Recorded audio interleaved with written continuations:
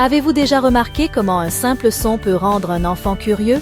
Le petit bruit des grains qui tombent dans une marmite, le raclement d'une cuillère au fond, c'est avec cette magie quotidienne que nous allons conclure notre semaine de la créativité. Pour le jour 7, l'idée est de créer un véritable jardin sensoriel, une activité relaxante, éducative et incroyablement riche pour les sens.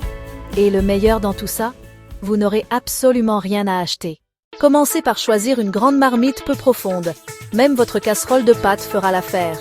Tapissez le fond de riz cru, puis ajoutez d'autres grains de différentes couleurs, tailles et textures. Haricots noirs, lentilles, pois chiches, maïs. Ensuite, disposez des cuillères, des louches, des entonnoirs, des petits récipients et d'autres ustensiles en plastique. Mettez tout sur le sol, asseyez-vous avec votre enfant et invitez-le à explorer. Dites quelque chose comme « On fait un jardin de textures ». La réponse à l'apprentissage d'un enfant se manifeste souvent de manière surprenante. Elle arrivera sous la forme de petits yeux brillants, cette étincelle de curiosité qui s'allume lorsque quelque chose de nouveau capte leur attention, et de petites mains avides, prêtes à toucher, ressentir et commencer à explorer le monde qui les entoure. Et puis, la magie opère. C'est le moment où la découverte devient jeu, et le jeu se transforme en apprentissage. Pendant que votre enfant joue, observez attentivement comment il manipule les grains. Voyez comment ses petits doigts curieux explorent chaque texture, chaque forme, chaque mouvement.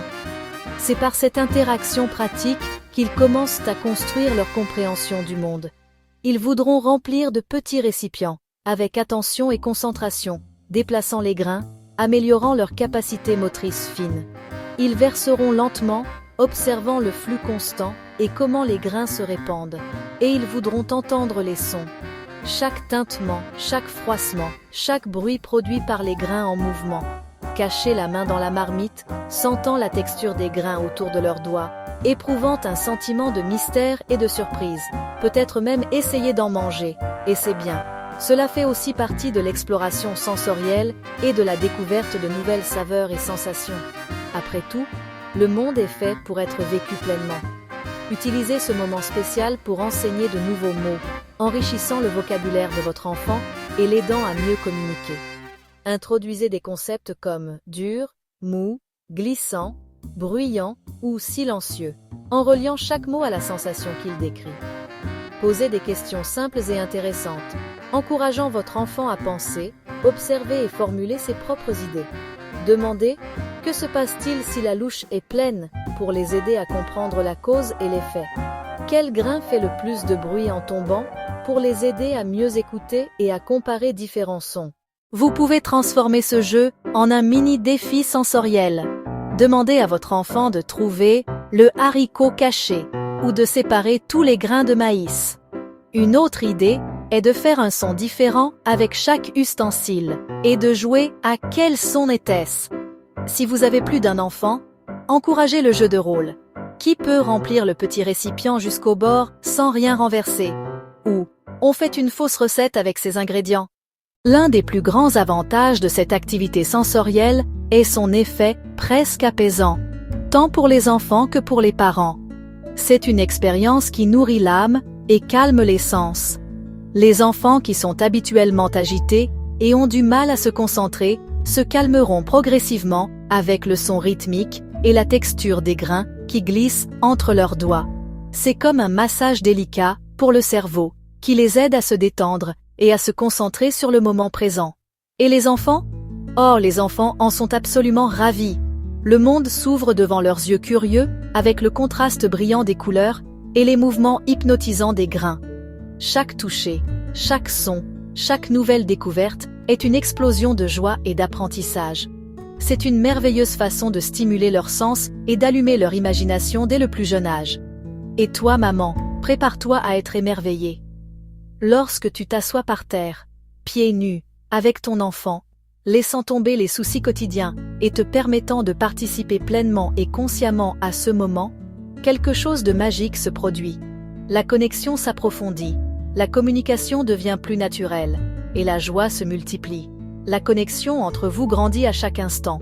Le temps semble ralentir, vous permettant de profiter de chaque seconde ensemble.